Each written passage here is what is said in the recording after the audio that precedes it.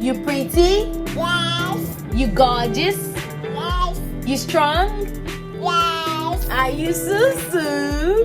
Yeah! High five, mama. Yeah! Naku, naku. Woo! Say hello, guys. Hello. How are you? Are you fine? Yes. You okay? Yes. You having a good day? Yeah. Dara, it was the second day in Nigeria. We woke up in the morning. At this point, we sorted another apartment, and we were supposed to go and view the apartment. On getting there, now we had to check out and cancel the rest of the days that we booked already, simply because we found a different apartment. This was around 12 p.m. 1 p.m. in the afternoon. So we packed our bags, packed everything, because we're supposed to go and check into the new apartment that afternoon. Okay, we're going there. We met the agent at I've forgotten the name of this. I think it's Mama K boutique or something boutique inside Lekisha. We stayed in one ice cream shop and we were eating ice cream there. Me, my daughter, and at this point my husband's aunt had come to join us because she thought, okay, it would be stressful to be with Suad and then by myself and all of that, since we're still, new and fresh and all of that. So she was with us. My friend had left.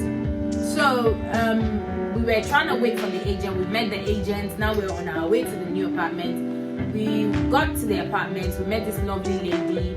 She was really, really nice. She was like, oh, look at this fine baby. And so as a bubbly child that she is, she literally started like stretching her hands for the woman to carry her. The woman carried her. They exchanged greetings and all of that. The woman was like, oh, so I want to think by so it's like a big building, but then they had another building like behind their own building. So they live in the main building, and then I think she uses the other building at the back for like Airbnb and stuff, which is what we had built.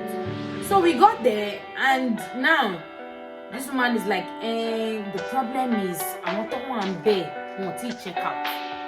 That means like the people that were lodged in there that were supposed to check out before we got there had not checked out, and they would need to check out first. They would need to do some cleaning before we can leave it.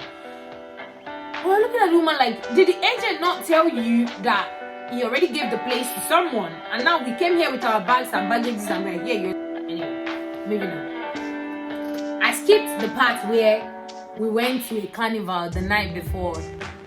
The same day we got to Nigeria, and after we lodged into Radisson Blue, we actually went to a carnival. Apparently there was a carnival that usually like they do in my husband's, like where he grew up in Isaleko. So I went there with him. I've forgotten the name of the carnival or something. I went there with him when my friend, whom is also his friend.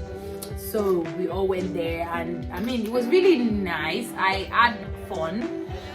For a first night, I just really needed that to take my mind off all the madness that had happened earlier, and also like obviously I seen where my husband grew up and his crew, his friends and all of that. So yeah. Okay, back to the matter. The second day, this woman is saying the apartment is not ready because people that are there has not left. Okay, so did you not communicate, or there was no communication between you and the agent that collected money from us? At this point, want to go holding fee is with the uncle. That's how my husband said, okay, first of all, can you send back the holding fee? The guy was trying to do the transaction. The woman was like, Emma, worry, don't worry. I will go and lodge you guys in a hotel by myself with my money. That's how she said it though.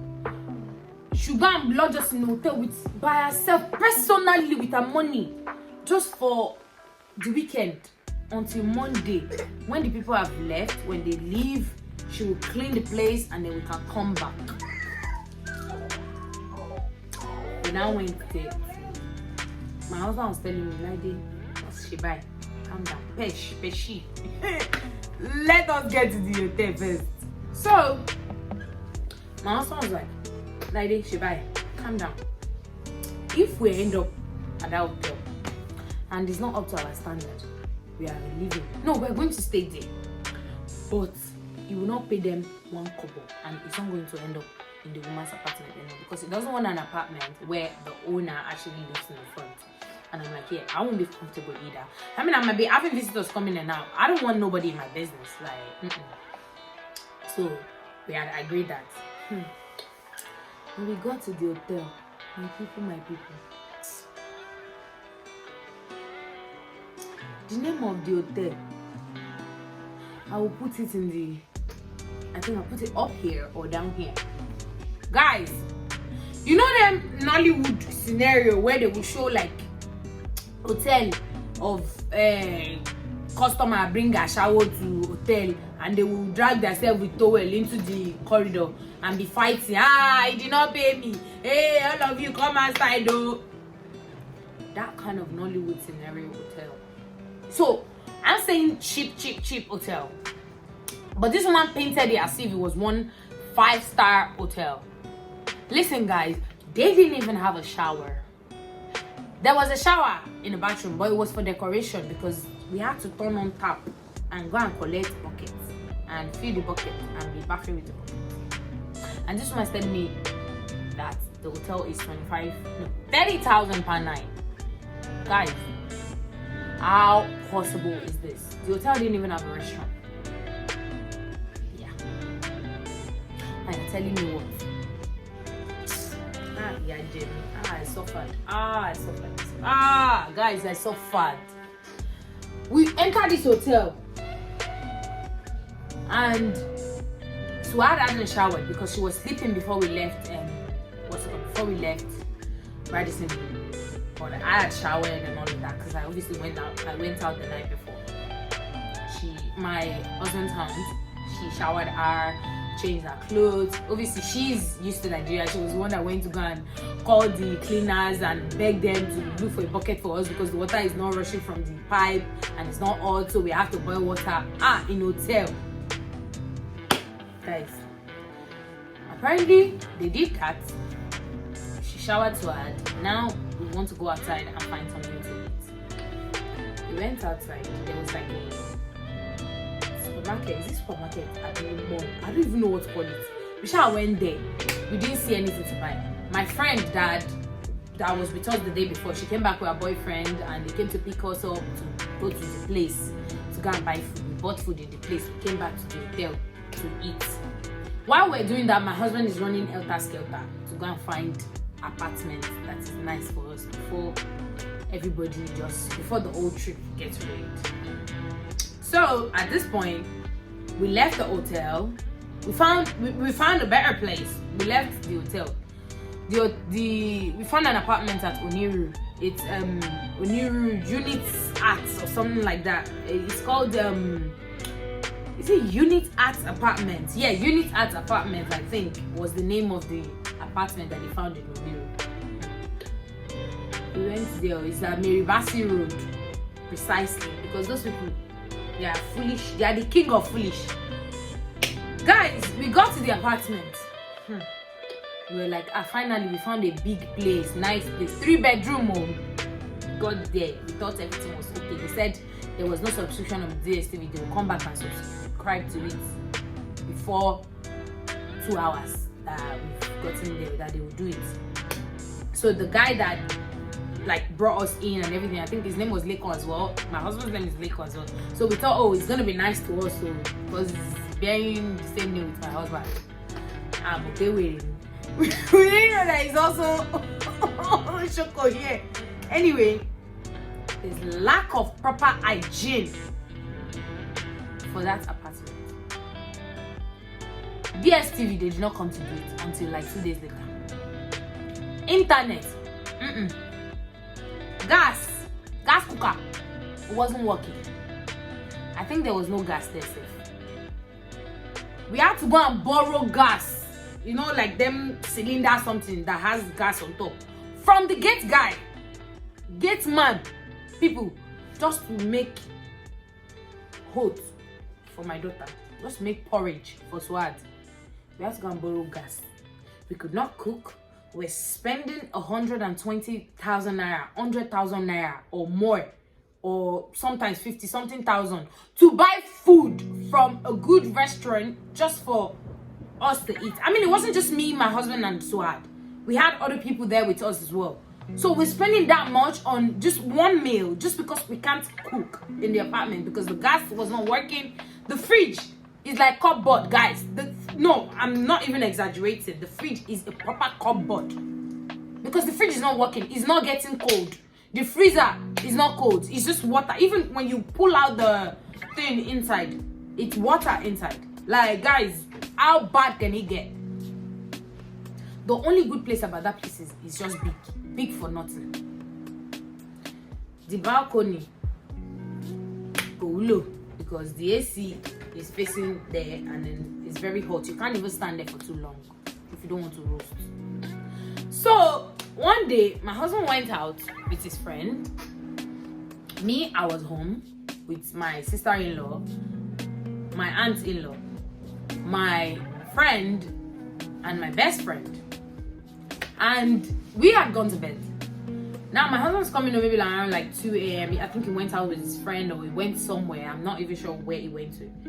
And he was knocking on the gate. The gate man to the actual building is an Hausa guy, I think. He was knocking. The Hausa guy did not, before he answered, I mean, he drove, so he on. Nobody opened. And when he decided to open the door, when he decided to like just peep through the thinking, and my husband was like, hey, I'm the one in apartment so and so. Can you open the door? At least you've seen the car for like a day or 2 or 3 days even. Uncle Sha said he cannot open gate for my husband. So are you telling him to go back to where he's coming from? Because me, I don't understand. I'm not following. Anyway, he has called my phone to, I don't even know. I was sleeping. Me, when I'm sleeping, I put my phone on silent and I put it on the bedside drawer. I don't put my phone under my pillow or anything like that. I put it on silent and I put it on my bedside drawer. But it's mostly always on vibration. I don't know what happened. I didn't hear the phone ring. Me, I was sleeping. So I had slept. It was Auntie Tawa, my husband's aunt that was with us, that was sleeping with Suad, that now heard the phone at home. He called her as well, so she went to get the door, and then she went downstairs to go and be arguing with the malam. The malam did not open the door. My husband had to jump gate. How come me? My husband, I did already. My husband had to jump gate. He jumped the gate. He parked the car and left it outside and jumped the gate in just to get inside to sleep. And then when it was morning, he went back to meet the stupid gate guy and he was like, oh, sorry, I didn't know it was you. Listen, bro, you was high. I mean, who's on duty getting high? He was high, he was drunk, he was all shade of wrong. Which is why he didn't even know who was knocking or what he was saying, because he just kept apologizing. He didn't even know what he was doing. And at this point, nobody is taking accountability or responsibility for all this bullshit that is happening. There was no proper bin house or even somewhere or somebody to come and clean the apartment or to come and take out the bin. We paid for all of this. Meanwhile, the money from the stupid phase 1 apartment, the prime garden, be prime water, whatever they call it, prime water gardens, is still not refunded from the people that the money is with. We paid another money for the Oniru apartment, and now these stupid people are not giving us half of what we bargained or half of what we paid for. Okay, the security guard is freaking, I don't know if I should call him racist. I mean, can you be racist to your own fellow countrymen? Yeah, exactly. So I don't know what it is with what he has for us, because if you go out at night, it will say cab cannot bring you inside, so the cab has to leave you at the entrance of the estate and you will use your leg to walk inside, and it's literally like beach sand everywhere. So if you're wearing heels, you gotta take it off because you can't walk properly. The stupid, after we came back to UK, I'm tackling all of them one by one. Her name is Oluwayemisi Adewale. That's her name on Instagram. And she also has another page called what's it called? I wrote it down, 1 second. CEO Yemisi Apartments. She is a fucking bitch. I am not going to mute this. She is a big bitch. Because the idiot, my husband has been communicating with her because we ended up leaving the apartment. I mean, we had a proper conversation with the owner, who I think her name is Moyo. And my husband chatted with someone who he had explained the situation to, and he told the lady that Moyo and my husband had a conversation, because my husband said, you know what, I can't continue to stay here because there's no proper hygiene. The bin, we can't be leaving everything in the kitchen. It's going to be smelling. The cooker is not working. This is not working. That is not working. Okay, you know what? I'm going to leave this place and get a different place. So, use this place, rent it to somebody else who wants it, and refund me when the person pays you.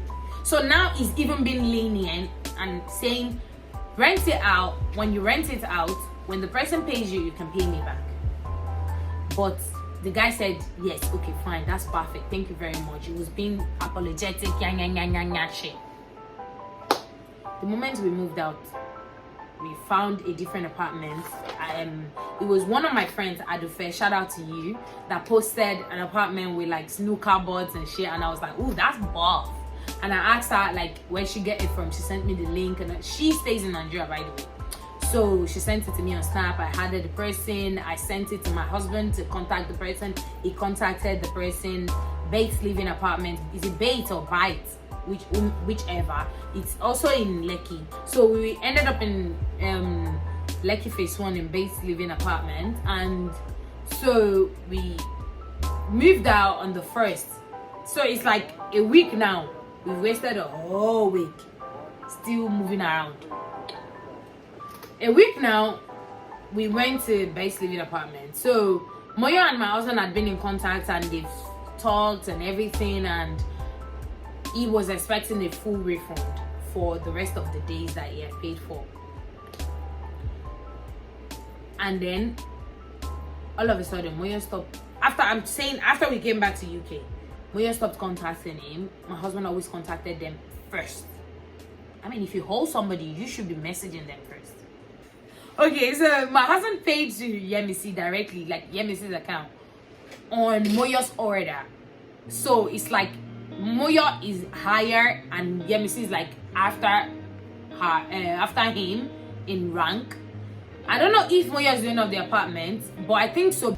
So the Yemisi girl was the actual agent that Moyo asked my husband to contact. So the first point of contact for the Oniro apartment was Moyo, whom we think actually owns the apartment. So he was the one who directed my husband to speak to Yemisi, because he is always busy, and Yemisi is the one handling anything that has to do with the actual apartment. So my husband had been speaking to Yemisi. She was even the one he paid to. So I think she was the agent, and Moyo is the actual owner of the apartment. So now my husband is in contact with both people, because Moyo messaged them once in a while to check like, oh, have you sorted it out? Did you get the place? Blah blah blah. All right, now it's done. He's in contact with Yemisi directly, and then I think in between, my husband has spoken to Moyo and told him that, okay, listen, there's a problem with the apartment. I'm not enjoying it. Blah blah blah. This is going on. That is going on. What is supposed to happen? Moyo said, listen, Yemisi would sort it out for you. So Yemisi is supposed to be the one to make sure we've got gas, we've got DSTV, internet, and all of that. But she didn't do nothing. Like, she just wasn't interested. Like, this me was just sitting there. She took the money, nothing. We paid for 16 days, which is approximately 15 nights. We only spent, I think, 5 days or 6 days, which is 5 nights or 6 nights, right? 5 nights. We spent 6 days there. So they were supposed to refund us with 11 days, that is 10 nights. But Yemisi only refunded my husband with 2 days. 3 days, which is 2 nights, saying that, oh, she got someone to stay 2 nights actually. She got someone to stay in the apartment for 2 nights, and that's the money. But she didn't refund him for the complete 3 days. She only paid for 2 days and withheld 1 day. And my husband was also asking her why. And then she said, oh, if I pay you for the 3rd day, that's it then. I'm not going to pay you for the rest of the 7 days or 6 days. And my husband's like, listen, the plan with Moyo was to refund me my full money. But I'm just giving you guys the opportunity to get someone to rent it first before you pay me back. What do you mean you're going to withhold it? Now we're back in the UK. My husband messaged Moyo like, listen, this is what Yemisi is trying. Like, I directly contacted you to rent this apartment from you, but to get this apartment from you, but you directed me to Yemisi, but Yemisi's moving mad with me. You need to give me back my money. This is and that. This Yemisi at this point is not replying my husband's messages anymore. And Moyo is replying once in a while. So they are holding on to 8 days worth of this money is not being digged from the ground. Like, you don't do that to people who are supposedly taking your services. Like, they are your customer. You shouldn't do that to them for any reason. And obviously all of this is going on even after we've even forgotten about the trip. We're back in the UK and you guys still not paying. And then my husband messaged me and saying, listen, I'm going to drag you out on social media if you don't pay me my money. This idiot said bring it on. I mean, who does business like that? Who? I've got a screenshot of the text messages as proof, which I'm going to be adding to this video.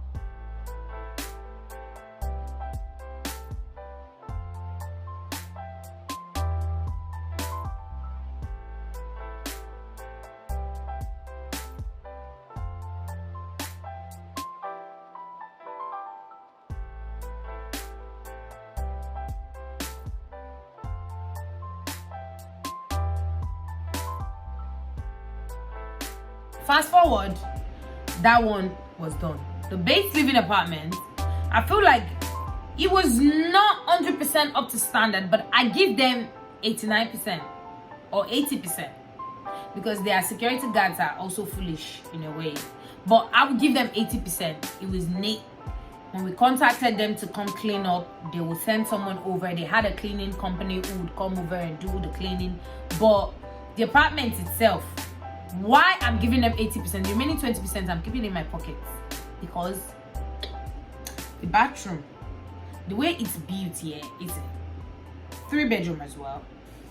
The bathroom, the shower in there are all like a bit slanty, so when you're bathing, the water is literally like going that way into the bedroom. So it's a 3-bedroom which has 2 bathrooms. One bathroom which is the common bathroom and the other bathroom in the master bedroom. Guys, they are both the same. When you're in the shower, you're having a shower, the water is literally flowing into the room. So we had to complain, and then they sent plumbers to come and remove the whole bathroom, to renovate the whole bathroom while we were still lodged in there. Does that make sense? No. And secondly, there was no oven in the apartment. There was cooker, like the cooker hub, but apparently there was no oven. It's just the cabinet, and I'm like, Also, the fridge. I think something was going on with the fridge. I think, but aside that, from the outside, when you see the apartment, it is beautiful. I'm going to add a clips of the apartment that I took when we just moved in there, and I like the setting. I like every other thing aside the 3 things that I just mentioned. So guys, thank you so much for listening to my rant. That is literally major things that happen, apart from some other madness that happened. For example, I went to the bank and opened a GTB account way before we even went to Nigeria, but I hadn't secured a BVN because of the coronavirus, which I was supposed to go get a BVN in their head office in central London, but I couldn't do that because of the lockdown and the office wasn't open. So I later went up there went to GTBANK in Nigeria. The Lekki branch actually is in front of like some other banks. I went there, this lady did my BVN, even before she was being rude. When she took my details, when she was going to my, that's when she's like, so you are from abroad, eh? And so what did you bring from for us. You cannot come here and come empty-handed, sha. You sure have to give us something. I'm like, you're meeting me for the first time and you're trying to finesse me. Like, are you mad? And she was being rude before she knew who I was or where I was from or whatever. She was being very, very rude. Auntie, you have to remove this, cross this out, take this. I'm like, listen, I'm doing this for the first time. You need to direct me as to how I'm supposed to feel it. If I don't feel it to your content, I'm sorry. Because there's no proper information on the paper anyway. It just says tick this, tick that, tick this. So, anyway, this lady says she's done my BVN. I should receive the number, the BVN number in a text message in the next couple of days, in like 24 hours. If it doesn't come in 24 hours, it'll come in 48 hours. 48 hours later, I still haven't received the text. She gave me a code number to dial on my phone to check if, and meanwhile, I told her that I was using a SIM card that doesn't belong to me. It belongs to my aunt-in-law, and she only gave it to me to use while I was in Nigeria. It was her other SIM. She said no, she needed a Nigerian number to register for the BVN. I told her I didn't have a Nigerian number. I live in the UK, I don't live here. Use my UK number. She said no. She took the Nigerian number by force by fire. Now, 48 hours later, I still have not received the code. I dialed the code that I used on that she gave me from the bank. After dialing it, it says to me, your number seems to have been registered to several BVN. Kindly visit your branch for more clarification, a bit more information. I'm like, okay, this is what I was trying to avoid. Now before I went back to the bank, somebody called me. Oh, hello, am I speaking to Miss Moina Tenusi? I'm like, yes, speaking. To confirm your account number, can you please go through security with me? Can you confirm your account number for me, please? I confirmed my account number. Meanwhile, he said he was calling from GTB head office. I asked him which branch. He said head office in Lagos. I said, okay. Because I didn't obviously know anything about that before, this uncle started speaking grammar. He gave me the right, like, he confirmed my account number. He even confirmed my address for me. The address I didn't give to him, he gave it to me. Just because I was trying to be careful. Uncle Sha told me that my BVN number is ready to be collected, and have I been to the branch to collect? I said no. He said okay, it's ready, and my ATM card is ready as well. Do I have any money in my account at the moment? I'm like, yeah, maybe like 100 naira or something, which was transferred to my account by my husband because I needed to like have some money for the charges that they were taking out. So I told him like I think I had about 100 naira or something in the account, and the guy was like, oh, okay, and your ATM card is ready. When you get to the bank, just mention that my name is Mr. So and so, and they should answer you like abruptly. I'm like, okay. I went into the bank. I'm telling them I'm looking for Mr. So and so. He said when I get here I should mention his name. That he called me earlier. He said he called from the head office. Blah blah blah blah blah. So this is what telling me that they don't know who I'm asking for. That my ATM card is not ready. They are supposed to give me an instant ATM card anyway, so it's not like they've already printed it or they already made it before I came, so they don't know what I'm talking about. That's when I started to realize maybe somebody called me as a spam and I was trying to be duped. Now I'm getting back into the car because I didn't end up even taking the BVN number or the ATM card because nobody was answering me. I was talking to them. They said, Auntie, go, just go and wait. No cost, good customer service is zero. No customer service at all. Is outside the window. Like, it's a bank. It's supposed to be an official place of work, an organization, and you people are acting crazy like that. I went to the Lekki phase 1, what's it called though? Branch. GTB. Oh god. Anyways, I went back downstairs. Now I called this man back and I'm like, hello uncle, I've just been to the bank and they said so and so. This guy was like, no, it's not like that, blah blah blah, you should have waited. I'm like, listen, I've got better things to do. I cannot just be standing there. Me, I've left, Sha. I will go and get the card when I get to UK. I will ask them to post it to my UK address. The guy was like, oh no, you don't have to go through that stress. I can send it, I can bring it down to you wherever you are today. We just need to make some payments, some for the card. How much do I have in my account at the moment? That's when I realized this guy is trying to dupe me. Like, you trying to scam me? Cool, possible. I said I had 250k in the account. I was like, okay, fine.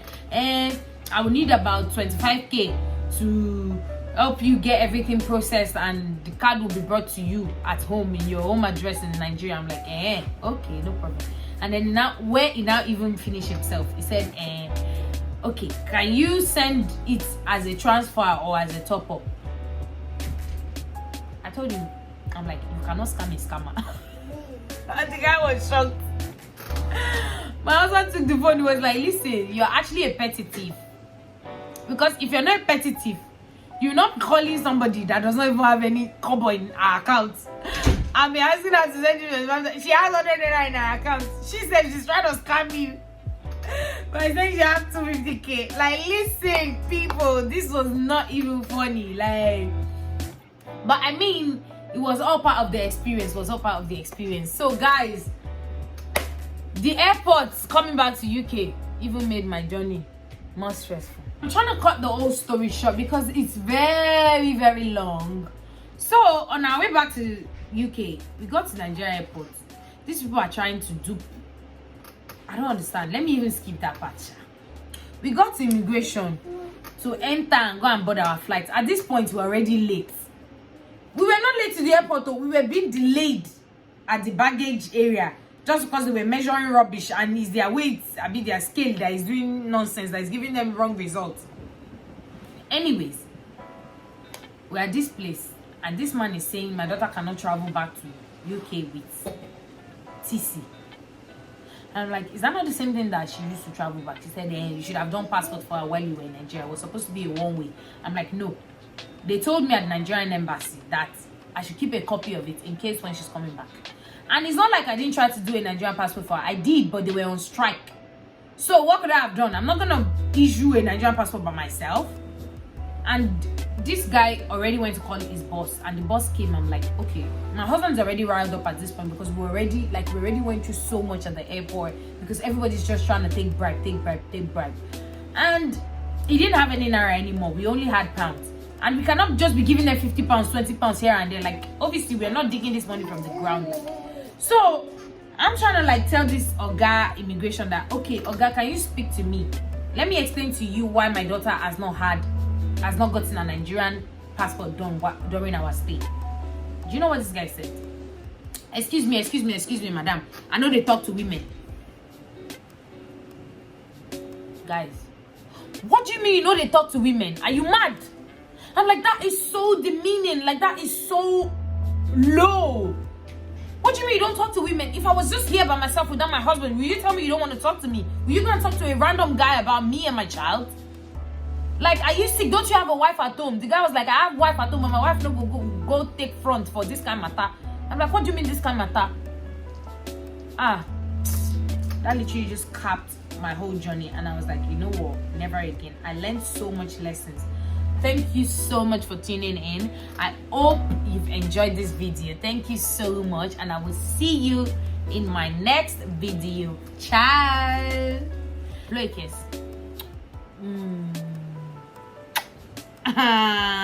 See you guys later. Bye. Say bye. Bye. See you. All right, guys, we're gonna catch you up in our next video. Bye.